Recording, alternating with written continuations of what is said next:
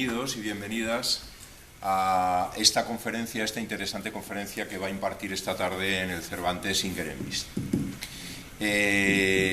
Como todos ustedes saben, nosotros como Instituto Cervantes nos dedicamos a la promoción de la cultura española y en español, pero también a la enseñanza del español y a la enseñanza con una peculiaridad. La peculiaridad es que tratamos de ayudar en la formación de profesores. Por tanto, tenemos una implicación grande en lo que es la reflexión sobre la enseñanza, sobre los métodos de enseñanza y sobre la situación general de lo que es la educación. Y en ese sentido nos ha parecido del mayor interés que Inger, que colabora con nosotros, en fin, nos sentimos muy honrados de que colabores con nosotros desde hace tiempo, pues manifestara en un momento determinado su interés en presentar las tesis, las ideas fundamentales de un libro que está ahí y que se publicó no hace mucho tiempo, sobre la buena y la mala educación. Así, con ese título que tiene, por utilizar un referente un poco mediático, una cierta evocación almodovariana, diríamos. Pero, en fin, no va por ahí la cosa, no va exactamente por ahí la cosa.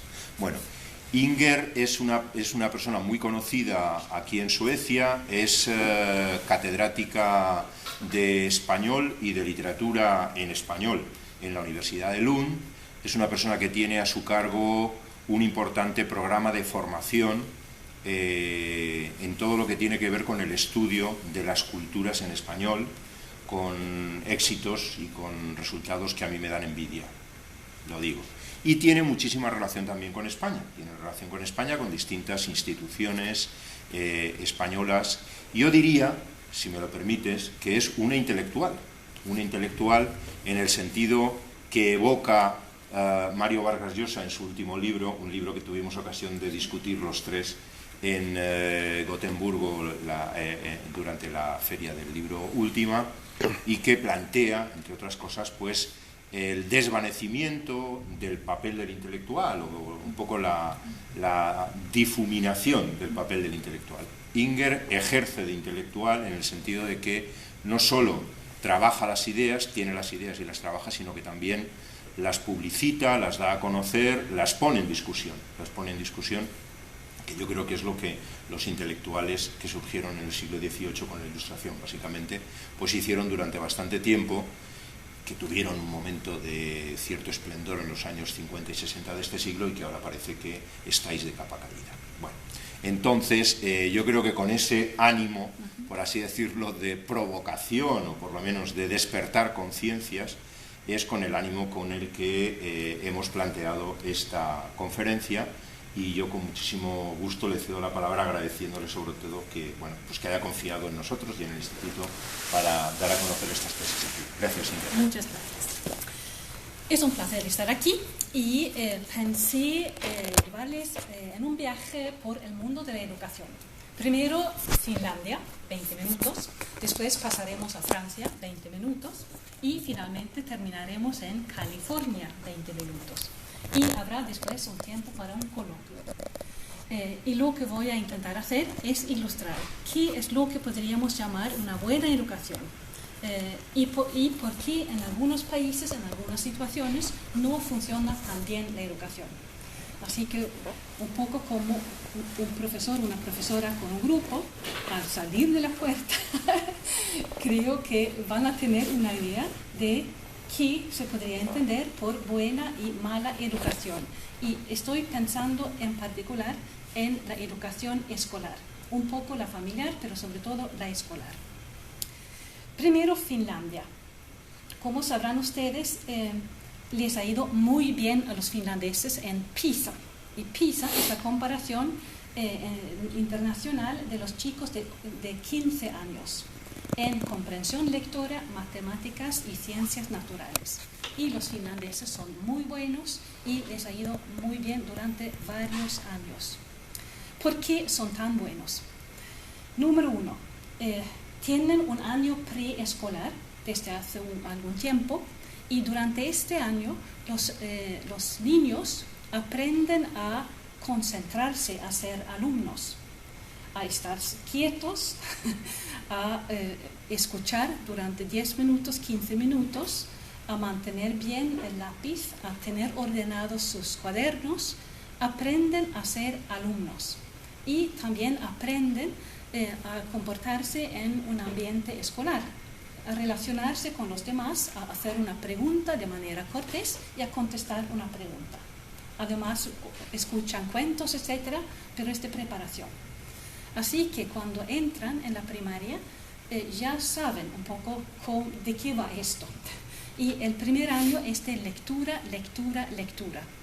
Los finlandeses enseñan las letras en cierto orden y repiten mucho para que nadie escape. Todos tienen que aprender a leer durante el primer año. Entonces, una concentración en lo esencial. Y también suelen tener tarea el lunes, el martes, el miércoles y el jueves. Y el primer año la tarea es quizá leer 5 palabras o leer 3 líneas, pero de manera fluida. La idea es enseñar la costumbre de tener tarea. Por eso, los padres no tienen por qué preguntar, ¿tienes tarea? Si es martes, el chico tiene tarea. Así que introduce un poco de orden en la convivencia escolar. Lo que es interesante en Finlandia es que tienen un currículo nacional muy concreto y muy sencillo. Se dice de manera muy clara que en el quinto, en geografía, el alumno debe saber esto. Y si hablamos un poco de la secundaria, se dice, por ejemplo, en lengua y literatura, que el alumno en el octavo tiene que conocer a estos autores finlandeses, tiene que haber leído este cuento. En música tiene que conocer a ciertos compositores finlandeses, saber cantar unas canciones folclóricas, unos himnos tradicionales. Y en hogar, por ejemplo, preparar unos cuantos platos finlandeses tradicionales. En deporte, saber nadar, esquiar y patinar sobre hielo. Así que lo interesante con ese currículum, en comparación con muchos otros, y por ejemplo el sueco durante mucho tiempo, es que se nota un amor por el país. Los que han escrito este currículo piensan que sería estupendo que los pequeños fueran finlandeses como los adultos. ¿Les parece bien? En casi todos los países intentan que los niños salgan de otro modo, que no se parezcan a los adultos. Así que este amor por el país, por la cultura, esa aceptación de lo que son, es muy importante. Además, el periodo difícil siempre son los años entre los 14, 15, 16. Ahí es donde empiezan a distraerse un poco algunos alumnos. Ahí los finlandeses tienen dos armas. Una es que tienen un apoyo, algo que se llama educación especial. En general es una profesora que si algún alumno acumula un retraso, el profesor puede llamar a esa profesora de enseñanza especial o educación especial y o sacan por un momento al alumno del aula o esta persona se sienta al lado del alumno. La idea es que nadie desaproveche el tiempo. Así que, aún con los recalcitrantes, intentar que hagan algo. Eso es un arma. La otra sería que después de la escuela obligatoria tienen una formación profesional muy atractiva. La mitad de los alumnos eligen la formación profesional. Y no es solamente para ser fontanero y carpintero, sino, por ejemplo, para cuidar de los yates o los caballos o hacer diseño de web. Así que son cosas que es entre profesionales y de ocio, pero cosas atractivas para los jóvenes. Así que un chico de 14 años que está perdiendo la paciencia con las matemáticas sabe que si aguanto un año más o 2 años más, puedo elegir otra cosa con menos libros. Esto ayuda. Y los chicos que tienen interés por lo teórico saben que dentro de un tiempo yo estaré con otros mucho más especializados en la teoría y tendré que tener una preparación. Y después para la universidad hay selección. Esto es muy útil. Trabajan los chicos de 14 años porque saben, si yo quiero ser ingeniero o abogado, tendré que tener buenas notas. Así que mejor empezar ya. Les va muy bien. Y cuando ellos mismos analizan por qué tienen esos resultados tan estupendos en PISA, ellos dicen, la base es la comprensión lectora. Primero los alumnos entienden de qué va la tarea en comprensión lectora. Pero además, en matemáticas y en ciencias naturales, lo primero es entender de qué va. Y ya que tienen una buena comprensión lectora, entienden cuál es la tarea. Y eso es casi haber resuelto el problema. Así que la base es la comprensión lectora y el comienzo se hace ya en la primaria. Es ahí donde empieza todo. Además, es muy famoso que tienen buenos profesores. ¿Y cómo es que tienen tantos buenos profesores? Es que después del bachillerato, al entrar en la universidad y elegir, por ejemplo, formación docente, esas plazas son tan atractivas que pueda haber fácilmente 20 candidatos por plaza. Eso es algo extraordinario ahora en Europa. Puede haber 20 candidatos por plaza. Y entonces, ¿cómo eligen?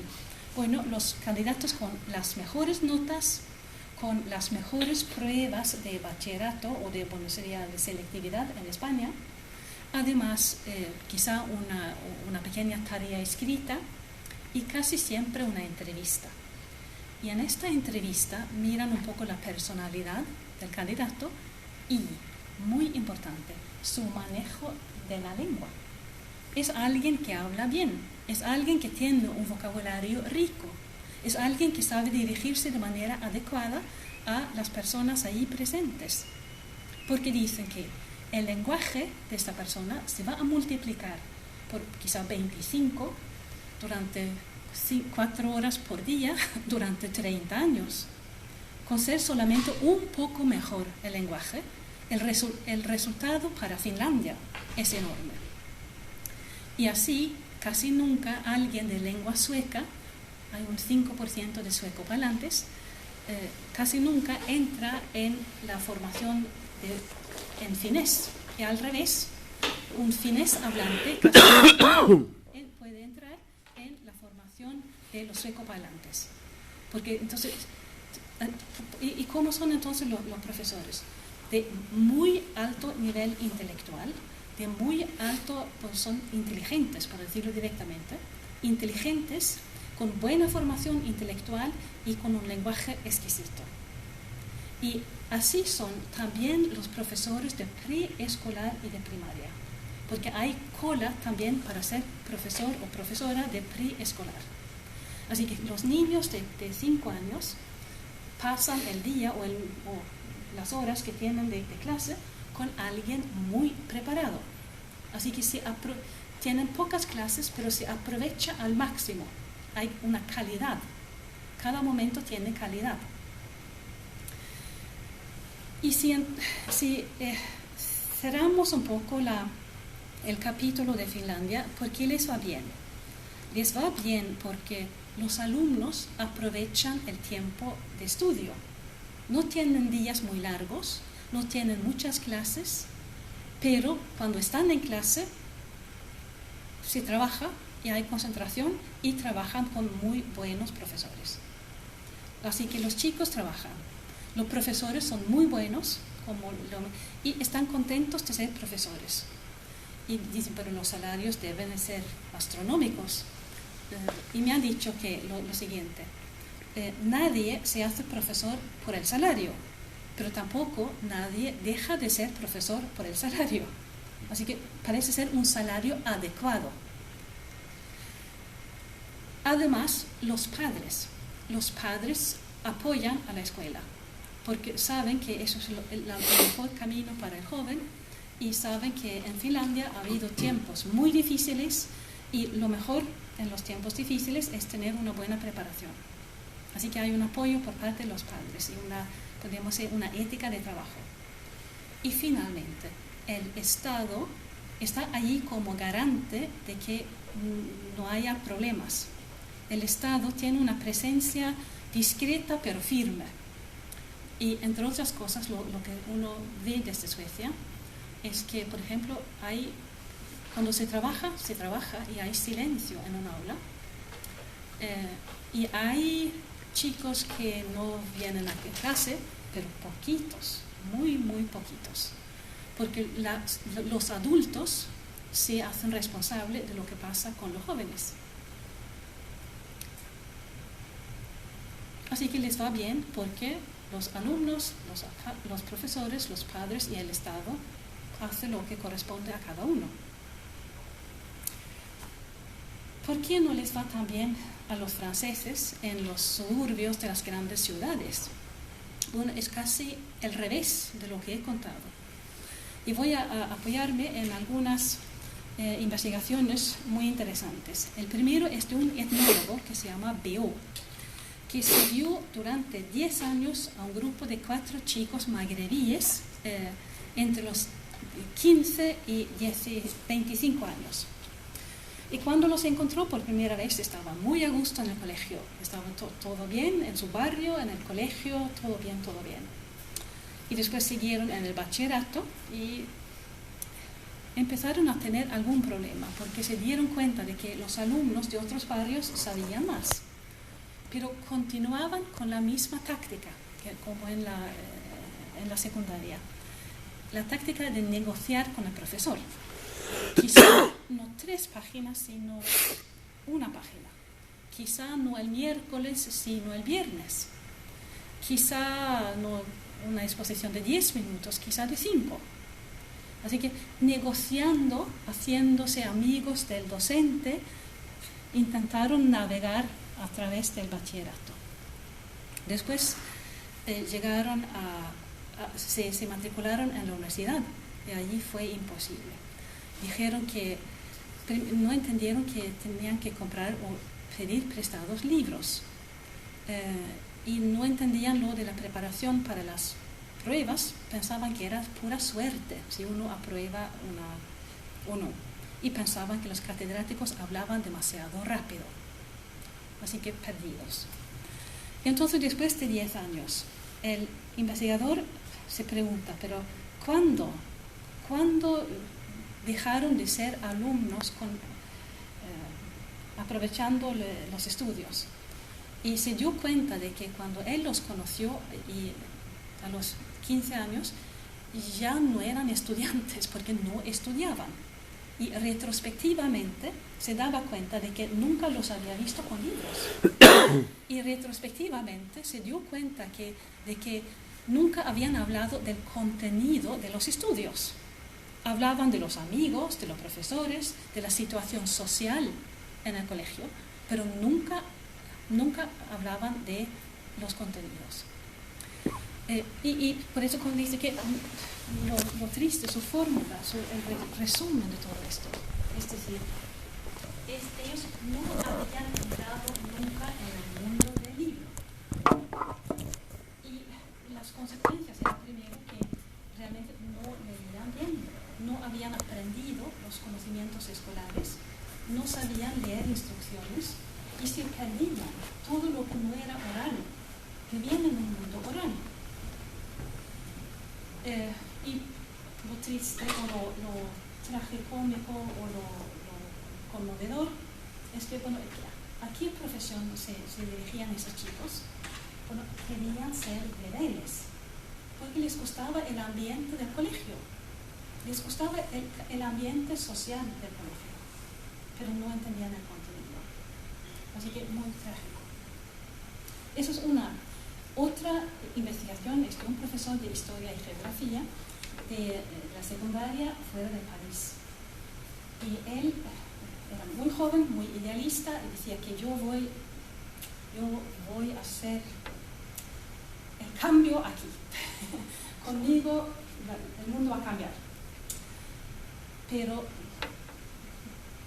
vino la desilusión porque era muy difícil que los alumnos trabajaran. Y lo que cuenta en un tipo de diario durante un año es su lucha para lograr un ejercicio que realmente llegue a los alumnos.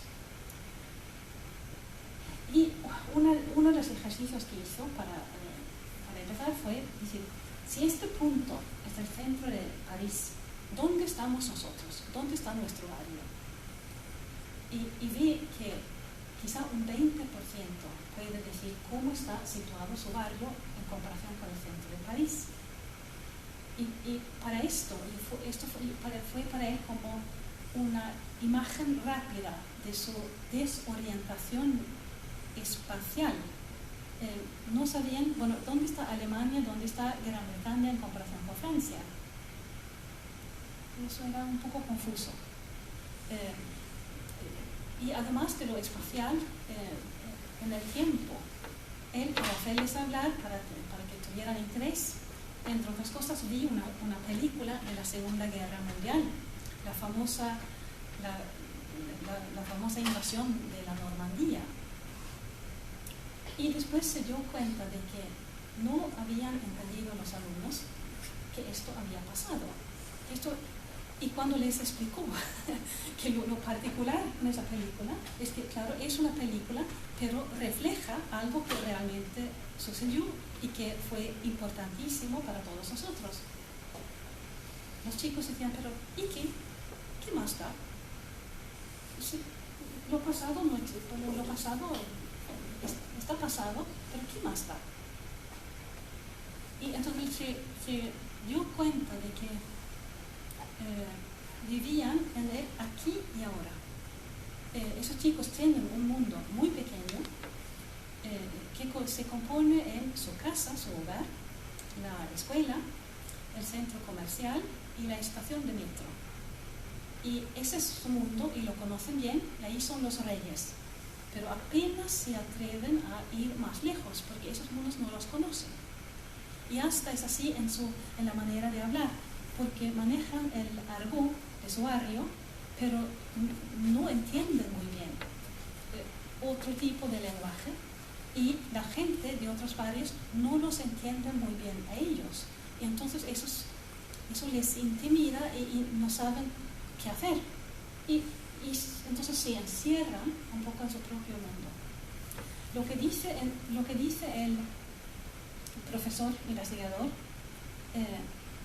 es primero que esto tiene que terminar, esto no puede ser así. Es una tragedia para las personas en cuestión y es una tragedia para el país. Y además se podría ver como tipo de fraude, porque los contribuyentes han pagado para la educación de todos ellos. Y se paga con coronas quizás 100.000 por alumno y año, o quizá 60.000 por alumno y año, y no hay resultado. Esto no puede ser. Por razones humanas, económicas, sociales, por cualquier razón, pero no puede ser. Entonces, ¿y qué dice él? Bueno, pensando en lo finlandés, dice que hay que empezar a nivel preescolar y nadie debe pasar la primaria sin saber leer. O sea, que la primaria es la respuesta. Una cosa más, en Francia, antes de seguir, hay una investigación muy interesante de un señor que se llama Boimard y que es profesor, podríamos decir, de educación especial. Y él trabaja con pequeños grupos de 5 alumnos y los ve durante 1 hora cada día y tienen alrededor de 15 años, los 15 años. Y son alumnos del tipo que acabo de explicar, que se sienten muy inseguros y no saben muy bien dónde están, en qué época y en qué lugar están. ¿Y qué hace con ellos? Empieza vienen de mucha extracción social diferente, pero hay bastantes hijos de padres separados. Familias desestructuradas, como se llaman ahora. ¿Qué hace? Bueno, empieza leyéndoles durante 15 o 20 minutos en voz alta. Y lee muchas veces un texto corto de una cultura muy diferente de la suya, que puede ser algo de la Grecia antigua o de Egipto, algo muy diferente. Y 20 minutos porque es un poco el límite de su concentración. Que sea de otra época, etc., porque si es algo muy actual, empiezan a comparar, empiezan a hablar entre ellos, empiezan a insultarse. Así que lee en voz alta durante 15 o 20 minutos. Y lo hace porque la voz humana es la primera toma de contacto entre el profesor y el alumno. Es algo de calor humano a través de la voz. Y el escuchar es el primer esfuerzo del alumno, absolutamente nuevo para el alumno en general, y les cuesta mucho. Después hay 10 minutos durante los cuales los alumnos deben contarla, reconstruir la historia entre ellos, acordarse de cómo era eso, quién hizo qué, y por qué lo hizo, y cómo fue aquello. Ahí pueden reparar o pueden llegar a entender algo que no entendieron la primera vez. Además, ¿cómo tienen que hacerlo entre todos? Tienen que escucharse los unos a los otros. Tampoco es tan obvio. Es un ejercicio muy nuevo para ellos. Y después de esta fase, deben elegir un pequeño trozo del relato y escribir quizá 5 líneas, 5 a 10 líneas. No hacer un resumen, porque sería demasiado, sino elegir un aspecto y decir, yo me fijé en algo. Y tampoco es tan fácil como podría parecernos, porque les causa angustia tener que elegir. Han elegido mal tantas veces que tienen la estrategia de no elegir. Porque sienten que a veces elijo mal, y si pierdo algo o me meto en dificultades o alguien se va a reír de mí, así que intentan no elegir. Así que tener que elegir, aunque sea un trozo de una historia, ya es un entrenamiento psicológico. Y claro, la pequeña redacción también es una manera de aprender vocabulario, entre otras cosas, porque oyen la palabra, reconstruyen la historia y después utilizan las palabras para escribir. Aprenden una historia y aprenden un vocabulario para contar por lo menos esa historia. Así llegan a tener el diploma escolar a los 16 años. Pero por lo menos quizá es un trabajo de reparación de lo que perdieron en la primaria. Es algo, salen un poco mejor preparados para la vida adulta, pero muy lejos de tener, porque esos años los han perdido. Esos años no vuelven a aparecer. Han perdido los 10 años de escuela. Y la vida es extrema, es extrema, la vida va en directo, como dicen. Cuando uno lee investigaciones como estas, uno se da cuenta, pero qué maravilla, es una escolaridad bien hecha.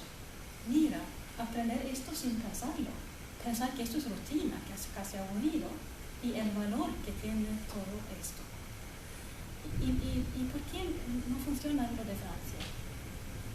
Bueno, porque no hablo del último profesor, pero los otros alumnos no trabajaban en el colegio, intentaban no trabajar para no exponer su ignorancia. Sus padres en general no apoyaban la escolaridad de sus hijos porque no la entendían y no veían muy bien la utilidad. Los profesores muchas veces habían tirado la toalla. Entonces, eso es imposible. ¿Qué voy a hacer yo con esos chicos? Es imposible. Y lo peor, el Estado no ha insistido para que esto se haga como se debe. Hay una ley, la ley dice que es obligatorio escolarizarse. La ley obviamente no se cumple y aún así el Estado no hace nada. Se habla en Francia de un 15% de colegios en esta situación, un 35% de una educación quizá un poco más normal, pero nada del otro mundo, y un 50% de muy afectado. Así que, pero un 15% de todos los jóvenes, esos son muchos jóvenes. Así que esto fue como dos facetas opuestas, Finlandia y el extrarradio de las grandes ciudades francesas. Y damos el último salto a California. Y California es como el resto de los Estados Unidos, pero es muy interesante porque por tener diferentes grupos étnicos, uno puede ver diferentes actitudes frente a la educación. Y de lo que vamos a hablar ahora son actitudes frente a la educación, que por casualidad están relacionadas con diferentes grupos étnicos.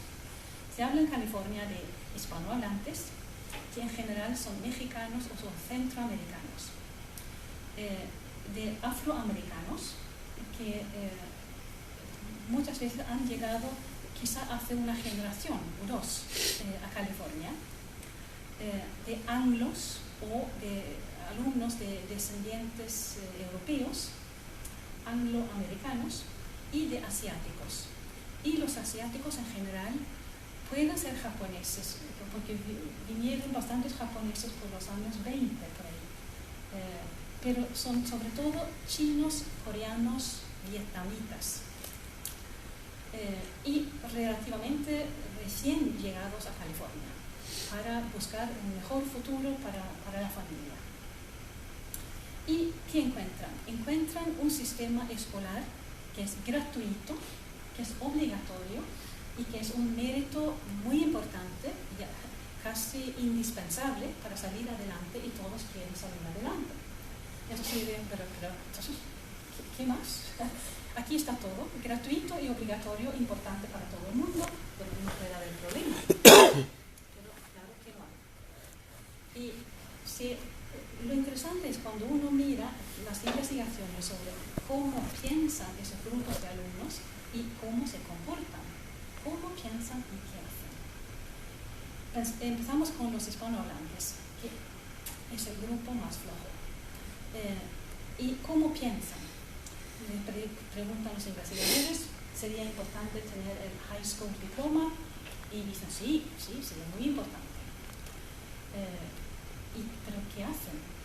Primero, pocas veces llevan el libro a casa, estudian menos en casa que los otros grupos, pero lo peor es que se mudan mucho. Se mudan dentro del barrio, se mudan entre los barrios, entre las ciudades y entre California y su propio país. Se mudan. Así que no están el año escolar entero. Y eso es fatal. ¿Y por qué se mudan tanto? Bueno, porque quizá son familias recién llegadas al país, no están establecidas todavía. Algunas familias están de manera ilegal en el país. Algunos padres trabajan en las cosechas y por causa natural tienen que trasladarse con las cosechas. Así que, por no estar, ¿por qué no les va mejor? Porque no están o no estudian. Leí sobre algunos colegios en el centro de Los Ángeles que hay un turnover de alumnos de un 40% cada año. Entonces, para un profesor empieza a marearse. Empiezo con un grupo en septiembre y hay 30. El 1 de octubre se han ido 3 y han venido 2. El 1 de noviembre se han ido 4 y han venido 5. ¿Pero qué voy a hacer? Eso es imposible. Es que uno podría de vez en cuando recoger al grupo y volver a empezar después de una semana de repaso, pero si eso es constante, la gente se desanima. Pero ¿qué es esto? Esto no es educación. Así que el mudarse es quizá el factor que más debilita al grupo. Los afroamericanos, uno les pregunta, pero ¿sería importante sacar el diploma? Y dicen sí, pero añaden, yo voy a ser estrella del deporte o de la canción, así que a mí realmente no me importa mucho. Voy baseball star o rap, cantan. Y realmente han preguntado en varias encuestas y un 80% de los chicos dicen que van a ser famosos pronto. Las chicas son más realistas. Pero claro, esto disminuye su interés por el estudio. Eso es lo que dicen. Después, ¿qué hacen? Bueno, más o menos lo mismo que los hispanohablantes, pero se mudan mucho menos. Simplemente por estar allí y no dejar tan pronto los estudios, sino seguir hasta el final de la high school, sacan mejores notas. Y en algunos barrios les va muy bien, pero de manera general, por agarrarse un poco más, les va mejor. Y llegamos a los anglos, que son el tercer grupo desde abajo. Y lo interesante con ellos es mirar, primero, ¿cómo piensan? Dicen, no sacar el diploma, pero mi madre tendría una crisis. Así que quiere sacar el diploma, pero tampoco se acaba el mundo si no lo sacan, si de algún modo se arregla eso. ¿Y qué hacen? Allí es muy interesante, porque hay un señor que se llama Steinberg, que ha mirado si eran 10.000 high school students, y dice que les adjudica 7 horas para dormir cada noche, 25 horas cada semana para comer, ducharse, transportarse en el autobús, cosas necesarias para la vida. Después 7 horas de colegio, los días de colegio. Después dedican entre 10 y 15 horas a las actividades extracurriculares, que pueden ser deporte o música, cosas muy buenas, pero ocupan mucho tiempo. Y además trabajan entre 15 y 20 horas por semana, en general en una gasolinera, en una hamburguesería o guardando coches o quizás guardando niños, haciendo el canguro, como se dice. Así que trabajos de bajo nivel de calificación, pero que da dinero de bolsillo. Pero hay una tradición en los Estados Unidos de que uno gana dinero, tiene su propio dinero, se compra sus cosas, y los chicos en general se compran un coche de segunda mano y las chicas se compran ropa de boutique, o después las 2 entradas para las discotecas. Y llegamos a una parte que es la vida social. 25 horas por semana de vida social. Es mucho más de la mayoría de los adultos. ¿Y qué es la vida social? Es quedarse en el aparcamiento a charlar con los amigos, es chatear, es llamar por teléfono, es ir a fiestas, llamar antes de la fiesta para hablar de la ropa que planean llevar, y después de la fiesta para comentar cómo fue la fiesta, y etc. 25 horas de vida social. Y entonces añade el investigador, dice, hay que admirar a esos jóvenes. Mira, qué ritmo de trabajo. Yo estaría rendido, dice él, si tuviera que mantener un ritmo así. Y aún así logran estudiar en casa 5 horas por semana. Esos son los ánimos. Así que si no les va mejor, es porque realmente no estudian más. Esa es la conclusión. Y llegamos a los asiáticos. Y a ellos les va mejor que a los otros grupos. Y le pregunta, bueno, ¿y si no sacaras el diploma, cuál sería la reacción en tu casa? No sacar el diploma, dice, ¿por qué horror? No quiero ni casarlo. Así que una reacción muy fuerte. ¿Y qué hacen? Primero, lo de actividades extracurriculares, en general una actividad.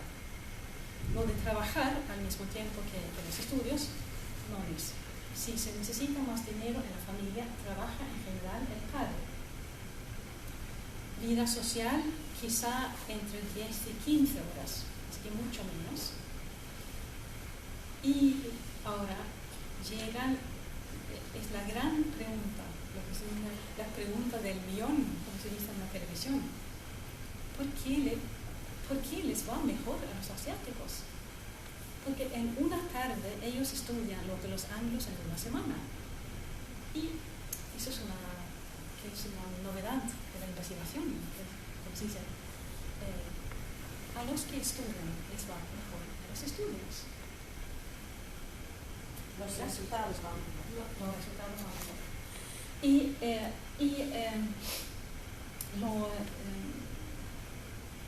Lo que es interesante además con eso es que realmente es el tiempo de estudio, el tiempo dedicado a la tarea mejora el resultado. Tiempo dedicado a la tarea, presencia primero en el colegio y después tiempo dedicado a la tarea. Lo típico cuando los padres asiáticos van a ver al profesor en esas conversaciones planificadas, pregunta que mi hija no tiene la nota más alta de química, ¿qué le falta? Y mientras que los otros quizá preguntan, pero ¿hay algún problema o va a obtener el aprobado? Así que las ambiciones son diferentes, porque ellos quieren entrar en las grandes universidades americanas y tener un futuro profesional brillante. Y en comparación, hay varias comparaciones entre el grupo asiático y el grupo hispanohablante. Y dicen que los asiáticos en la secundaria y en la high school te preguntan ¿qué vas a hacer después? Y dicen voy a ser ingeniero, voy a ir a esta universidad porque ahí tienen el perfil que a mí me interesa. Eso me lo ha dicho el tío de mi amigo tal. Y preguntan al grupo mexicano o hispano y dicen ¿qué quieres para el futuro? Y dicen típicamente los estudiantes quiero algo mejor de lo que tiene mi padre y mis hermanos. Sí, dice, pero ¿cómo? ¿Qué? No sé, quiero una buena casa y un buen coche. Sí, dice, no sé, pero ¿a través de qué profesión? ¿Qué has pensado hacer? No lo sé. Así que hay como, no se informan y no tienen una meta tan clara. Y así desaprovechan el estar en California y tener una educación estatal gratuita, obligatoria y muy necesaria para salir adelante. Lo último a propósito de California es que ese ejemplo de California sirve para decir que algunas de las ideas que circulan sobre la educación son falsas. La primera es que se dice que es más difícil ser inmigrante. Bueno, en este caso, si eres inmigrante en California, te puede ir peor o mejor, porque los inmigrantes son los mejores o los peores. Así que eso no es por ser inmigrante, es por lo que haces. Tampoco es lo de nivel socioeconómico, eso es lo que repiten los periodistas como automático. Porque los asiáticos recién llegados, en general, llegan a California con los bolsillos vacíos. Lo típico, es el chino que pone una lavandería en San Francisco y trabaja día y noche para que sus hijos tengan un mejor futuro. Pero el nivel económico de muchos de los asiáticos es muy bajo. Los vietnamitas vinieron como refugiados todos, sin nada de dinero, y les va estupendamente. Y muchas veces tampoco los padres tienen educación, y por eso han soñado con tener educación para sus hijos. Sueño, lo que se decía en Argentina, mi hijo el doctor. Entonces, el orgullo del padre para poder decir, mi hijo ha estudiado. Vienen con ese sueño, y el sueño los guía y los ayuda. Así, y más bien es al revés, que los anglos tienen un nivel socioeconómico más alto, pero podría ser difícil para los padres. Los hijos podrían decir, ¿por qué voy a estudiar yo? Si lo tengo todo ya. Ya tengo coche, ya tengo ropa estupenda, vivo bien, ¿qué me va a pasar? ¿Por qué iba a dejar yo de divertirme y ponerme a estudiar? Que no es tan fácil. Tampoco es lo de la cercanía de la lengua, porque entre el chino, el inglés y el español es mucho más fácil. Entonces, si tiene que ver con la cercanía de las lenguas, pues debería ir mucho mejor a los hispanohablantes. Tampoco es lo de la educación bilingüe en los colegios, porque está absolutamente asociado a los hispanohablantes y les va peor.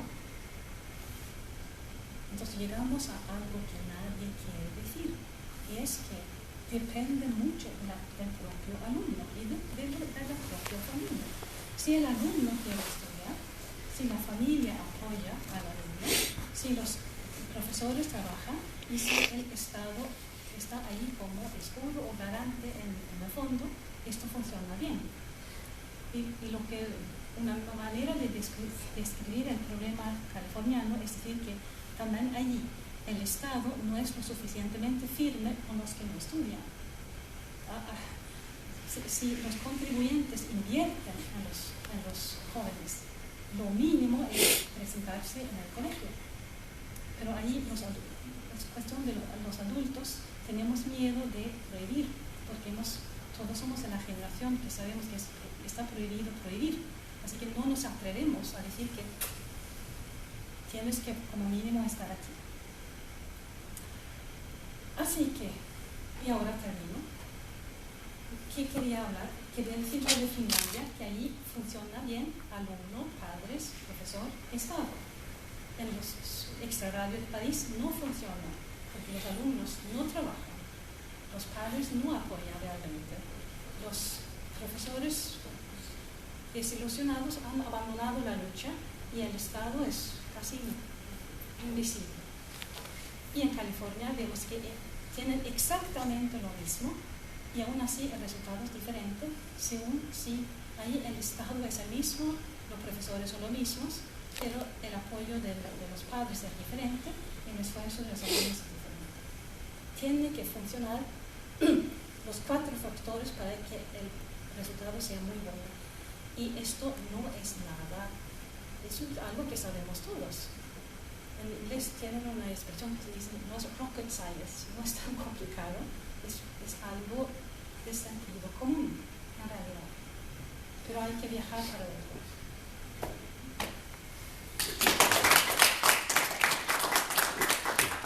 Ahora, preguntas. ¿Ya?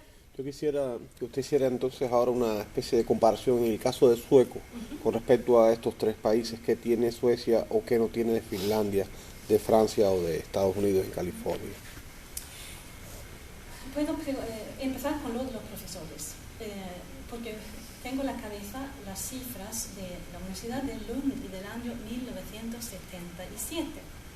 Para ser profesor de lenguas, que es lo mío, en esa época uno se presentaba siempre en 2 lenguas, por ejemplo español e inglés.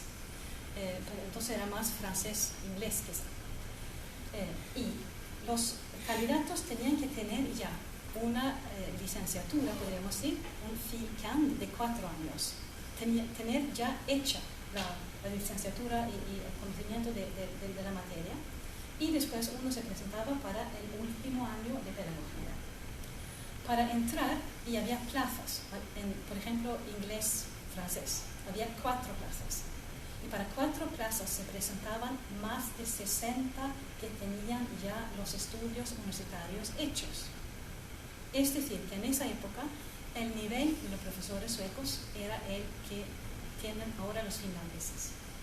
Pero después empezamos con diferentes experimentos. Empezamos a decir que para la secundaria que los alumnos debían ser más libres, que debían decidir. Y empezó el desorden y empezaron los profesores a pensarse, yo quiero realmente pasar mi vida profesional en discusiones con chicos de 15 años sobre si deben sentarse o no sentarse. Muchos profesores decidieron que no tenían vocación para eso. Y el primer paso fue buscar una escuela no tan tocada por los problemas o después irse de la profesión y después finalmente nunca pensar en esa profesión. Y esto fue hasta el día de hoy en que hay como mucho más, hay un solicitante por plaza para ser docente. Es una catástrofe. Es decir, que entra cualquier persona con un nivel muy bajo, sin buenos estudios. Antes entraban entre los mejores y ahora entran alumnos con muy poca preparación. Eso es lo que teníamos en comparación con Finlandia. Y ahora se lucha por dar vuelta a esa situación, pero va a ser, solamente hemos empezado. Los alumnos, yo no creo que los finlandeses sean muy diferentes de los suecos. Sí, a los alumnos suecos les dábamos ese enfoque en el estudio, funcionaría aquí también. Pero realmente uno tiene que saber lo que se estudia en un año. Y ahora en Suecia hemos dejado que continúen hasta niveles en que ya no saben de qué se habla en el aula. Y esto ha sido fatal. Los finlandeses lo que hacen es, venga con la profesora de enseñanza de apoyo y después, ligeramente, sin decirlo, introducen también niveles en el aula. Por ejemplo, he visitado una clase de matemáticas y había una chica obviamente floja en matemáticas con su profesora al lado. Había un grupo que hacía lo que debían hacer, más o menos, y había un grupo que hacía las tareas con asterisco. Así que había 3 niveles, así que más o menos funciona. Podría funcionar perfectamente en Suecia y funcionó hasta los años 70, hasta que empezaron los experimentos. Los padres, yo creo que los padres tienen que ver con la confianza. Los padres suecos tenían confianza en la escuela antes, ya no tanto, y por buenas razones. De vez en cuando de la escuela dice que si los padres tuvieran confianza, eso sería mucho más fácil. Sí, claro, pero hay que ganarse la confianza y no estamos allí. Eso tiene que hacerse a la vez. El Estado debería tomar más responsabilidad, y yo creo que en las nuevas reformas va en el buen sentido, pero el gobierno no ha osado realmente decir que en la escuela deciden los adultos. Hay una nueva ley escolar desde hace 2 años y la he leído y sobre todo recoge los derechos de los padres frente a la sociedad. Las obligaciones de las familias y los alumnos brillan por su ausencia, como se dice. Así que falta ahí, ese paso se tiene que dar. Así que yo diría que tenemos algunas escuelas que funcionan como Finlandia, tenemos escuelas que funcionan como Francia y tenemos en realidad la situación de California, porque la educación es gratuita, obligatoria, etcétera, exactamente como en California, y lo que vemos es que los chicos aprovechan esto de manera muy diferente. Así que, hablando de otros países, he hablado de Suecia. Va a preguntar. Y cuando has hablado de Finlandia, te has referido a la importancia de la comprensión lectora, sí, a ese preescolar donde al niño se le dan. Y has hecho también una referencia, digamos, a la importancia de que sea una lengua la que sirva como referente. Entonces la pregunta es, si esa lengua se convierte en 2 lenguas, ¿se pierde esa capacidad de aprendizaje, las virtudes de la comprensión lectora? ¿Cómo puede funcionar el bilingüismo en ese sentido? ¿O no es tan importante? O sea, ¿se puede conseguir la misma calidad con 2 lenguas, digamos? Primero, los finlandeses, claro, tienen lenguas en su escuela y si son finés hablantes, aprenden el inglés y aprenden un poco de sueco. Y algunos aprenden también otra lengua más. Pero no es muy popular aprender el sueco, así que hablan de tvångssvenska, muchos de ellos, porque entienden que les da más provecho aprender más inglés. El sueco era muy importante cuando tenían a la Unión Soviética allí al lado como amenaza, pero ahora como no están amenazados, la cosa ha cambiado. Pero aprenden, así que empiezan con el finés o el sueco y después, algunos años más tarde, empiezan con la segunda lengua y después con la tercera lengua. Pero aprenden tal como se aprendía quizá antes, con un manual, con un profesor, de vez en cuando con la inmersión, pero eso todavía es algo experimental.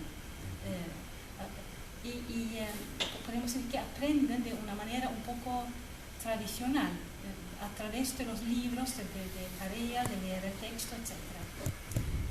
Lo tienen difícil, como el finés es una lengua no indoeuropea, realmente les cuesta bastante aprender el inglés o el sueco. Pero después vuelvo al bilingüismo. Pero lo típico en las pruebas de selectividad era que era obligatorio presentarse en matemáticas, finés, la otra lengua nacional, el sueco en general, e inglés. Así que 3 lenguas y matemáticas. Así que los instrumentos mentales e intelectuales. Después los alumnos podían añadir, si querían ser ingenieros, añadían la física y la química. Si querían ser profesores de latín e italiano. Así que es obligatorio con 4 pruebas y después, pero puedes presentarse en 6, 7, 8, lo que sea. Así que la primera respuesta es que las lenguas son importantes y las enseñan de manera tradicional. El bilingüismo, no hablan mucho del bilingüismo en Finlandia porque lo ven como algo un poco más personal. Eso lo tienes o no lo tienes. Y por otros estudios que he hecho sobre el bilingüismo, funciona perfectamente si se trabaja mucho. Pero la lengua más importante para la escolaridad es la lengua de la escuela, sea cual sea la lengua de la escuela. Así que si decimos una familia hispanohablante, magnífico, pero el niño necesita mucho sueco en nuestro caso para que le vaya bien en el colegio. Y después le va mejor todavía si habla 2 lenguas, pero es importante que sepa bien la lengua en que se hace en que se da la enseñanza, porque esto es algo que se comenta muy poco. Se oyen unas pocas palabras, pero el que escucha no dirige al que habla, es decir, que no puedes prever todo el vocabulario necesario. Tú tienes que saber muchas más palabras para estar seguro de entender. Y en el mejor de los casos, los profesores, las diferentes materias, son excelentes profesores, tienen un vocabulario preciso, adecuado, y el alumno va aprendiendo con ellos, pero tiene que estar ahí, estar alerta, incorporar ese nuevo vocabulario, y así saldrá después de la formación con conocimientos, con un lenguaje rico y preciso, y quizá en su bagaje varias lenguas. Pero la columna vertebral es la lengua. Y para ver qué hacen los asiáticos, no piden, en primer lugar, no piden clases extra de chino, sino de inglés y matemáticas, porque es lo que les da el éxito en el colegio. Son muy enfocados, están muy enfocados en la meta. ¿Más preguntas? ¿Hay diferencias en cuanto al presupuesto educativo en esos países? No una diferencia importante, porque todos esos países son países de bienestar, de larga tradición de educación. Así que la diferencia es de poca importancia. Y además hay mucha investigación que dice que a partir de cierto nivel, si inviertes un poco más o un poco menos, no importa tanto. Y para comentar la pregunta, en Finlandia normalmente los chicos tienen 4 o 5 clases por día. Esto es muy barato. En España muchas veces pueden tener 8 clases. Y una jornada muy, muy larga. Y llegan a casa muy cansados. Pero los finlandeses, con pocas horas, pero pagando bien al profesor y haciendo que los chicos aprovechen el tiempo, logran mejores resultados.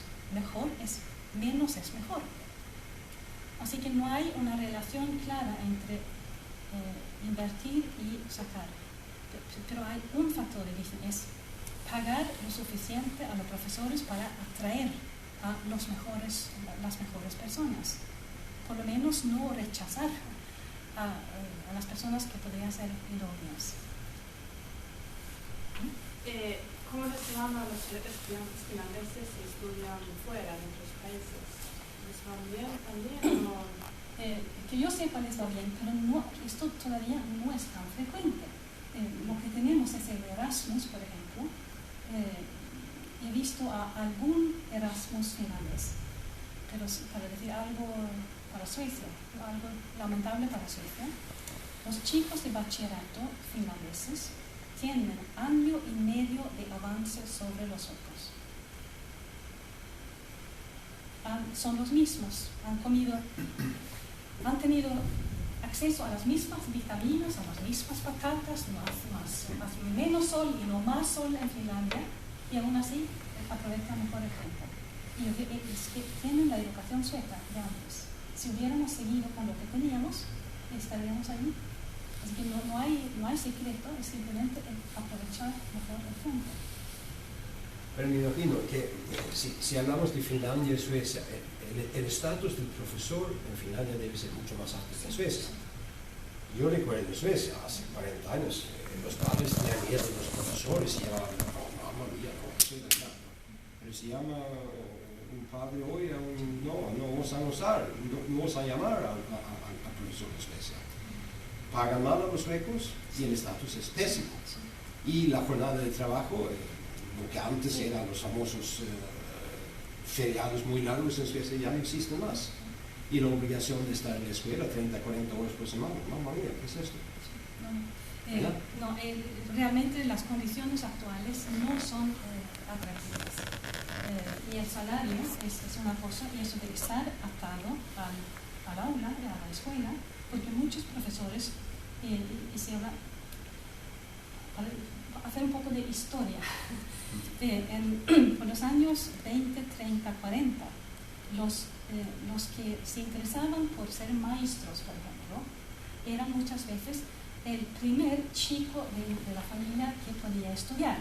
Así que era el inteligente que venía de una familia sin estudios y se hacía con una educación y se sentía un poco como el cruzado de la educación, trabajando con los niños. Eran lo que en Francia decían les usages, eran como soldados de la educación. Y eran personas muy serias y obtenían un resultado magnífico. El segundo grupo, que se incorporó más o menos al mismo tiempo, fueron las mujeres, porque las mujeres pensaban quizá, puedo combinar el trabajo con la familia y sin problemas. Así que las mujeres inteligentes y educadas entraron masivamente en la profesión por los años 40, 50 y el nivel con estos dos grupos era muy alto. Después empezaron los experimentos y ya no se atraía a los hombres y no se atraía a las mujeres inteligentes y el descenso no ha terminado. Y lo vemos, yo lo puedo decir porque he visto las cifras de alumnos que solicitan ingreso en la formación este año. Solicitan ahora el ingreso para el otoño. Y las cifras, son muy pocos los que quieren ser profesores. Son muy pocos. Así que esto es muy grave. y lo que se hace aquí, es, como saben, lo de los salarios no depende del Estado, sino es una negociación. Y por ahora depende de los municipios, de las condiciones, pero estuve aquí en Estocolmo hace 2 semanas, estuve en lo que se llama el Congreso del Sindicato Lärarnas Riksförbund. Y allí estuvo la presidenta y dijo que hay que aumentar la influencia del Estado en la educación. Después vino el ministro de Educación y dijo, hay que aumentar la influencia del Estado en la educación. Y al día siguiente vino el presidente de una organización de estudiantes y dijo, hay que aumentar la influencia del Estado. Y los profesores inteligentes o bien formados es lo más importante. Y al día siguiente vino Stefan Löfven, el nuevo líder socialdemócrata, y dijo, hay que aumentar la influencia del Estado en la educación. Así que yo creo que ahí vamos exactamente cómo, porque los que se van a resistir son los municipios, que ahora manejan muchísimo dinero, un poco, tienen eso les conviene y no quieren perder eso, así que va a haber una lucha burocrática entre diferentes grupos. Pero probablemente dentro de 2 años habrá un cambio, por lo menos, en eso. ¿Y cuáles fueron los experimentos que tú dices que empeoraron la educación acá? Yo diría que cuando se empezó con la secundaria obligatoria, de los 14, 15, 16 años, diciendo que no podía haber excepción. Todo el mundo tenía que estar en el mismo aula al mismo tiempo, sea cual sea el nivel del alumno. Ahí eso es como convertir el aula en cárcel para los alumnos y para los profesores. Y eso salió mal. Después quitaron la posibilidad de estudiar matemáticas, inglés y lengua extranjera en un nivel superior. Esto existió algunos años, en los años 70, se quitó para obtener más similitud entre los alumnos. Por los años 80 se cambió la formación de los maestros. Antes había una formación para los 3 años de primaria, después para los 3 años de primaria superior, después para secundaria.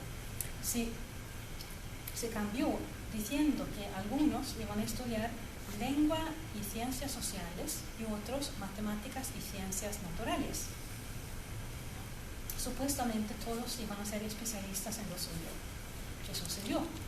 Ya había empezado la huida de los hombres de la educación y las mujeres elegían lengua y ciencias sociales. Y después llegan a los colegios y hace falta también profesores de matemáticas y ciencias naturales. ¿Y qué pasa? Bueno, colocan a un profesor, a una maestra que se ha formado en lengua y ciencias sociales, también en matemáticas y ciencias naturales. ¿Y qué pasa? Baja el nivel naturalmente, como iba a ser de otro modo. Y después viene el experimento de la municipalización en el 89, esto no ha dado un buen resultado en ningún país.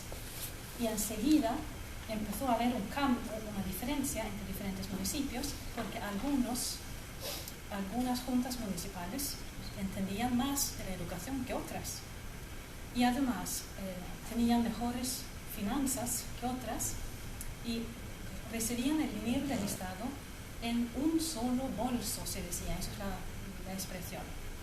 Y si alguien en un municipio con grandes problemas de finanzas recibe muchísimo dinero del Estado y puede disponer de ese dinero y tiene un agujero en polideportivo, lo que puede hacer es decir que nosotros alquilamos el edificio de bachillerato a la escuela. Vamos a subir el alquiler de este edificio y vamos a poner este alquiler bajo la columna de educación.